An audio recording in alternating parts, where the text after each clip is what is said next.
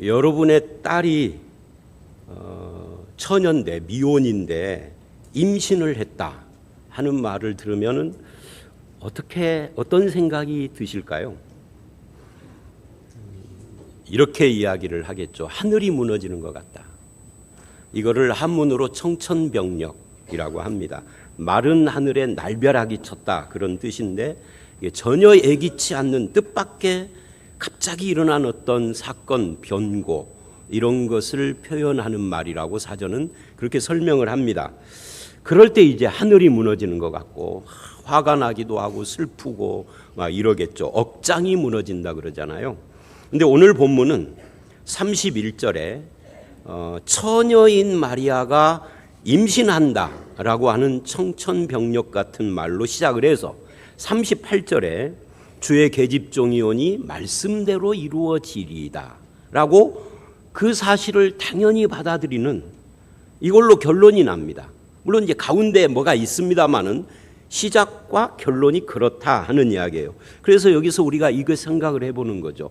도대체 어떻게 처녀가 자기가 임신했다는데 그 충격을 아멘 하고 받아들일 수 있었을까? 우선 본문은 천사 가브리엘이 갈릴리 나사렛에 다윗의 자손 중 요셉과 정혼한 처녀 마리아를 방문하는 것으로 시작이 됩니다. 당시 이스라엘의 결혼 풍습은 우리하고 좀 달라서 여자가 12살이 넘으면이에요. 그러니까 12살부터 가능한 거죠. 해서 13, 14, 15을 많이 안 넘어간다고 그래요. 이 12살에서 15 이 사이가 되면 정혼을 한답니다. 너무 빠르죠. 우리는 30살이 넘어도 결혼할 생각을 안 하는데 근데 이 정혼이라는 것은 약혼하고 달라요. 약혼은 언제든지 헤어지면 끝나버리는 거지만 이 정혼은 결혼하고 법적인 효력이 같아서 정혼한 여자가 만약에 임신을 한다든지 간음을 하면 유부녀의 간음죄와 똑같이 처벌을 받는데 그 처벌이 뭐냐 하면은 침을 뱉고 욕을 하고 뭐 이런 정도가 아니고 창피하다 이런 것이 아니라 돌을 던져서 죽여가지고 죽은 자리에 돌로 무덤을 쌓는.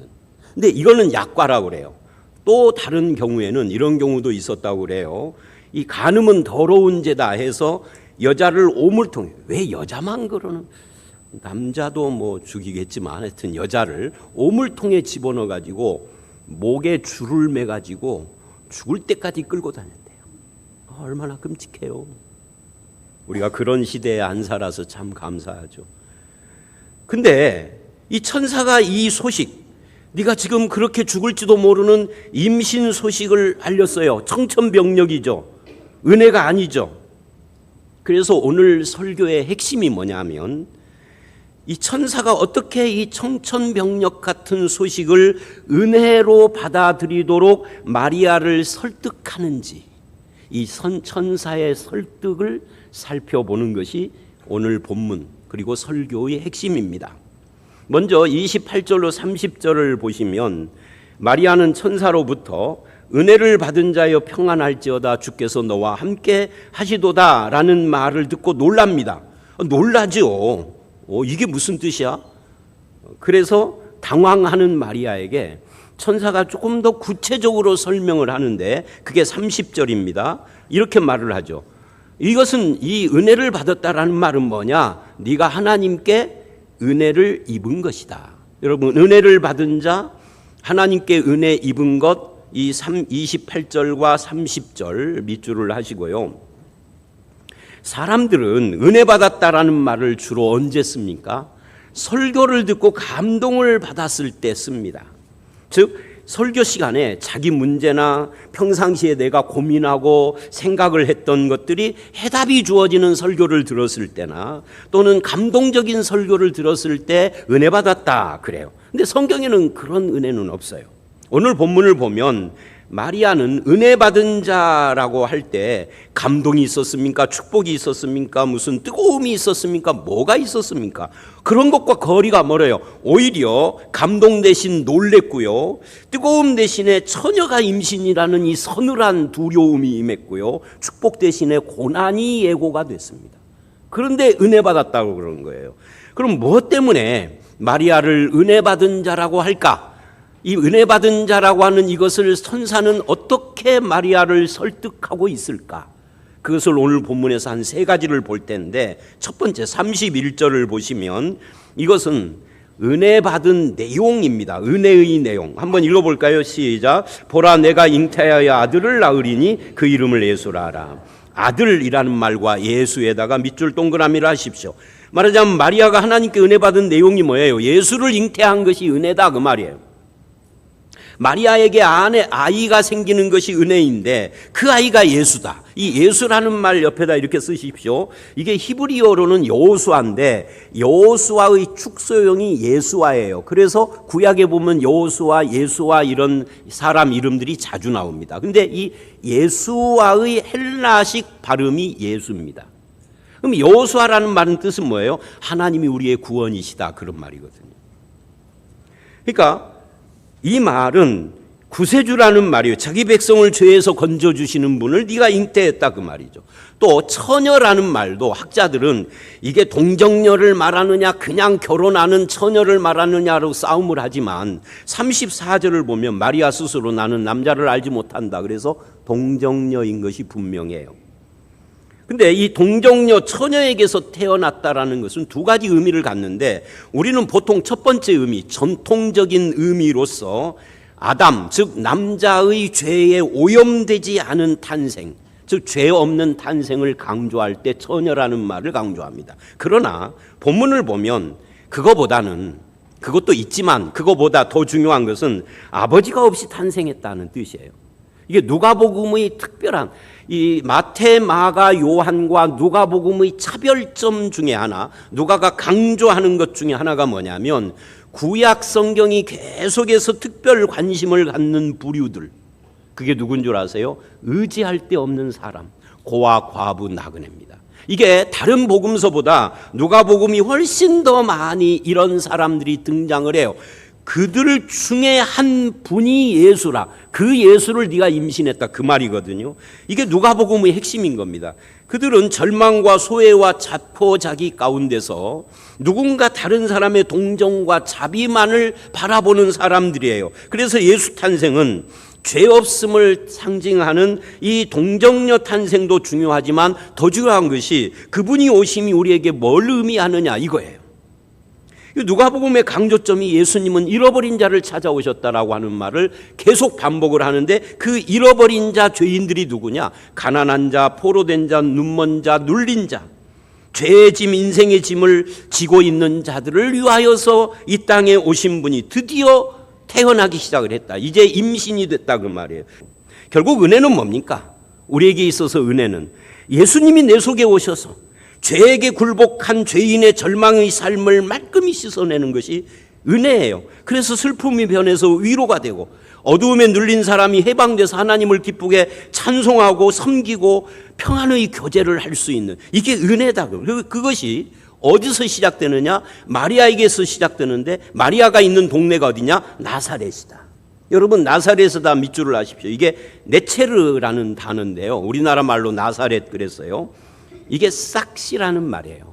그러니까 나무가 잘려가지고 구루터기만 남아있는, 거기서 싹시 올라오는, 그러니까 굉장히 소망스러운 이야기지만 이스라엘 사람들은 이것을 어떻게 사용을 했느냐 하면 촌놈이다. 여러분, 전주에는 나무가 잘려서 구루터기만 있고 거기서 나오는 싹 발견할 때가 있나요, 없나요? 없어요. 도시에는. 그 어디 가야 보죠? 산골짜기 가야 보죠. 저 전라북도 장군 무장면 어디 그런 데 같은데, 강원도 어디 인제 이런 데 볼. 그러니까 촌놈이다, 촌동네.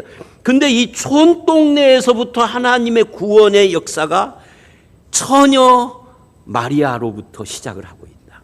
이게 지금 이 본문이 말하는 거예요. 그렇다면 이제 우리는 자기 환경을 탓하고 절망하는 세상을 핑계할 수 없습니다. 왜냐하면 하나님의 은혜는 오히려 그 절망스러운 환경 거기서부터 시작을 하고 오히려 그 절망스러운 인간 그 사람으로부터 시작이 되고 거기에 더 훨씬 가까이 있는 것이 하나님의 은혜이기 때문에 그렇습니다. 그래서 예수 믿는 사람은 청천벽력 같은 소식과 상황 앞에서도 그 속에 담긴 하나님의 은혜를 발견하는 사람이에요. 그래서 그 삶의 소망과 찬송이 끊이지 않고 이 소망과 찬송이 생긴 거죠. 그게 은혜 받은 사람이에요. 여러분이 그런 은혜의 사람이 되시기를 주의 이름으로 축원합니다. 자, 이 은혜를 설명하는 두 번째 설명이 있어요. 그게 32절, 31절입니다. 한번 읽어봅니다. 시작. 그가 큰 자가 되고 지극히 높으신 이의 아들이라 일컬어질 것이요 주 하나님께서 그 조상 다윗의 왕위를 그에게 주시리니 영원히 야곱의 집을 왕으로 다스릴 것이며 그 나라가 무궁하리라. 여러분이 보세요. 지극히 높으신 이, 거기다 밑줄 하십시오. 이게 원어에는요 하나님의 아들이에요. 하나님의 아들. 그 다음에 두 번째, 조상 다윗의 왕위를 받은 자. 조상 다윗, 이걸 거꾸로 돌리면 다윗의 자손이다 그 말이에요. 다윗의 자손으로 왕위를 받은 자. 그 다음에 세 번째, 그 나라가 영원무궁한 나라의 왕. 이게 예수님이라는 건데 이 말씀의 뿌리가 어딘지를 아세요? 교회를 많이 다니고 성경을 많이 읽어본 분들은 다 아실 겁니다. 이 말씀의 뿌리는 사무엘하 7장 7절로 16절의 다윗 언약입니다. 그러니까 이 말씀은 이런 이야기예요. 돌리면 지금 너를 통하여서 다윗의 언약이 성취되려고 하는 거야. 그게 너의 임신의 의미야 라고 하는 거라고요. 그러면 사무엘하 7장 7절로 16절 안 읽을 텐데 이거 화면을 계속 좀 놔두십시오. 그러면서 16절까지를 이렇게 보여주십시오. 이 다윗 언약의 특징을 잘 보십시오. 빨간 걸로 되어 있는 걸 집중적으로 보시면 이 다윗 언약의 특징은 계속해서 9번이나 내가 하겠다라고 하나님이 그래요. 내가 여호와가. 그리고 마지막 15절을 보면 결론이 뭐예요? 하셨다 하라. 나단을 통하여서 다윗에게 하나님이 하셨다 하라. 다윗 너는 내가 하겠다는 것을 그냥 믿으면 돼 라고 한 거라고. 이게 이 언약의 첫 번째 특징입니다. 언제 내가 너희에게 성전을 지으라고 한 적이 있느냐? 내가 짓겠다 이래요. 내가 너를 주권자로 삼고 내가 너와 함께 있어서 네 이름을 위대하게 만들어줄 것이고 내가 너를 편히 쉬게 하고 여호와가 너를 위하여 집을 짓고 내가 네 몸에서 날 내 씨를 내 뒤에 세워 그 나라를 경고케 하며 나는 그에게 아버지가 되고 내가 은총을 그에게서 뺏지 않고 내 집과 나라를 내 앞에서 영원히 보존하여 왕위가 영원히 경고하게 내가 해주겠다. 계속 내가 해주겠다예요. 그런데 이스라엘은 이 다윗의 언약이 오랫동안 내가 하리라 내가 세우리라고 했던 그 다윗의 위가 왕위가 오랫동안 말라기 이후 예수님 탄생할 때까지 400년 동안 끊어져 있었어요. 여러분 400년이 어느 정도인 줄 아세요? 임진왜란 직후부터 지금까지를 말하는 거예요. 어마어마한 세월이죠.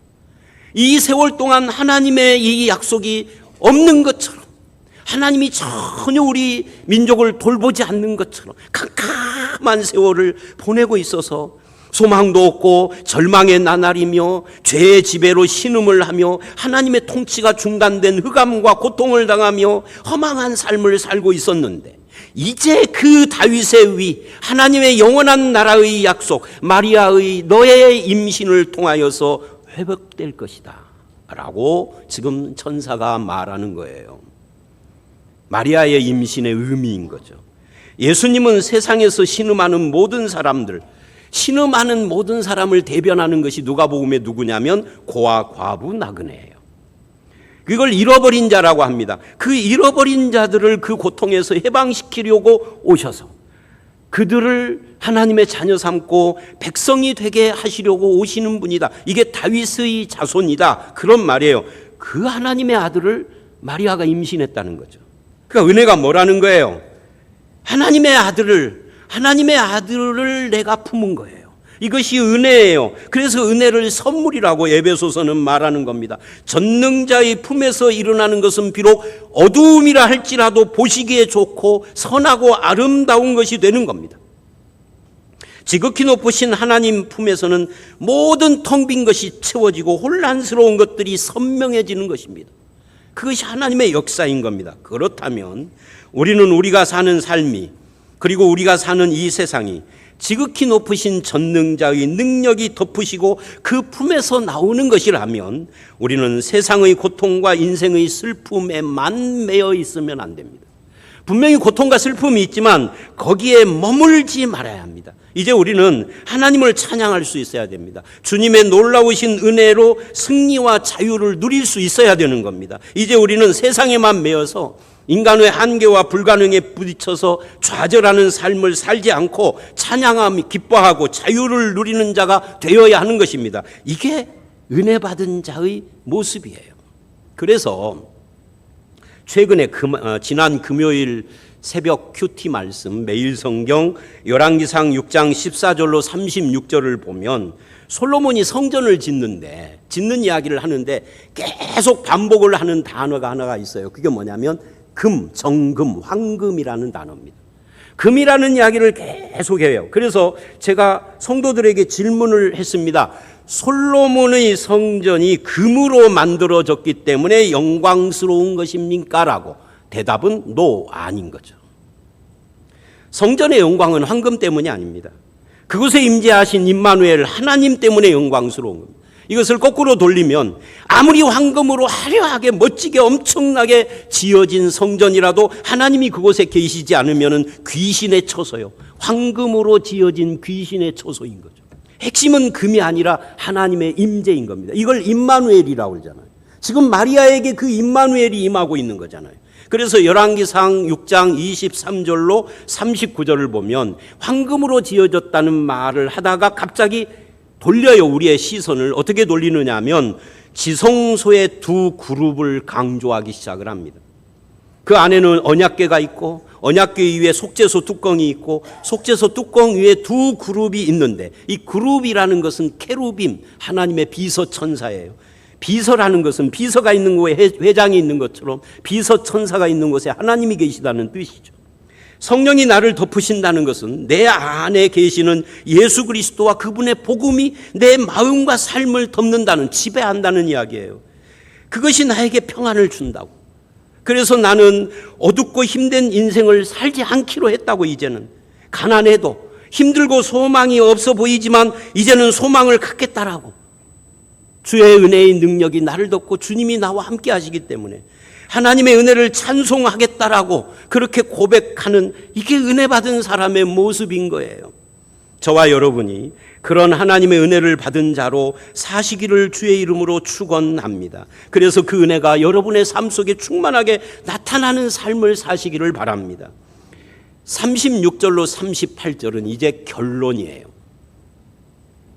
오늘은 설교 되게 일찍 끝난다가 아니고요.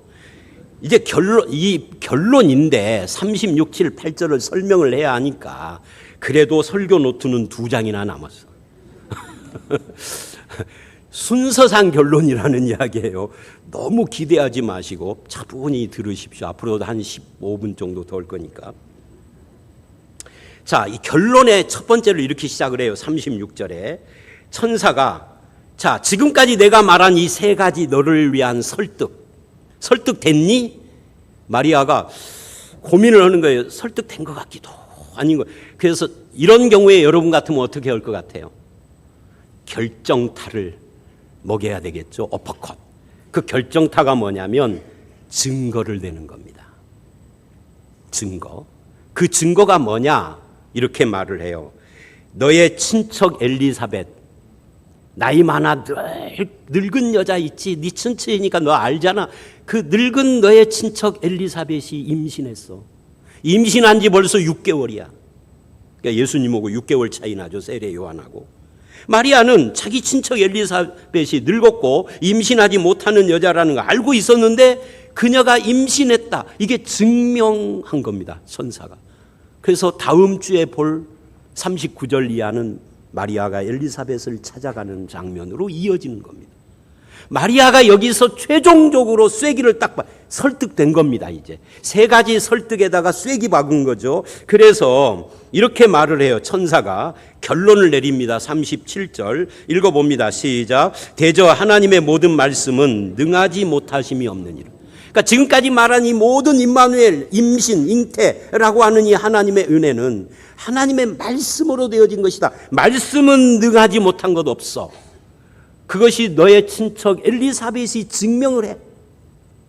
그랬더니 마리아가 두 손을 든 겁니다. 38절 읽어봅니다. 시작. 주의 여종이오니 말씀대로 내게 이루어지이다. 37절에 말씀은 능하지 못하신 밑줄, 38절에 말씀대로 내게 이루어지이다 밑줄입니다. 이 무슨 말입니까? 성령이 임하시고 하나님의 능력이 나를 덮는 것이 하나님의 은혜고, 그 은혜의 핵심은 임마누엘 예수님인데, 그 예수님은 하나님의 약속의 말씀의 성취라는 거예요. 그리고 지금 그 말씀이 너를 통해 이루어지고 있다. 그 놀라운 은혜를 마리아가 아멘 하고 받아들인 거예요.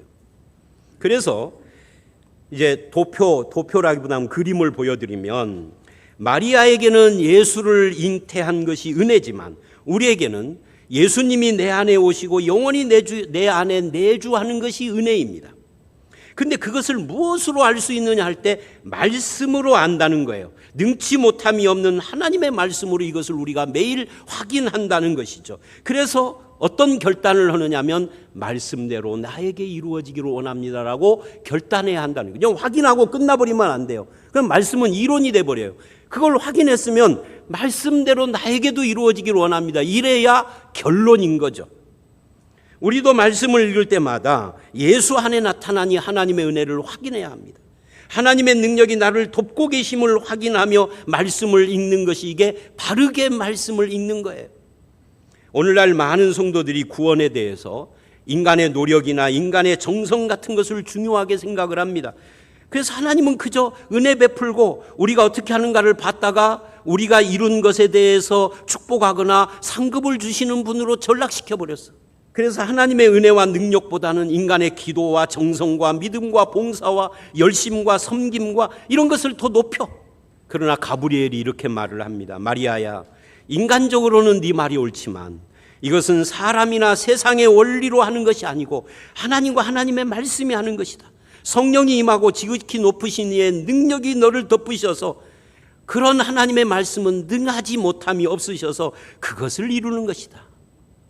이거를 마리아가 아멘 하고 받아들인 겁니다. 이게 은혜 받은 자의 특징이에요.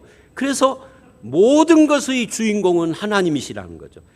이스라엘이 그들의 습관과 생각이 세상적이고 죄악을 향할 때, 그래서 멸망을 했습니다. 죄만 짓다가. 그래도 하나님이 그들을 끝까지 붙들어 주시고 400년을 기다리셔서라도 그 다윗의 약속을 회복하시는 그 하나님이십니다.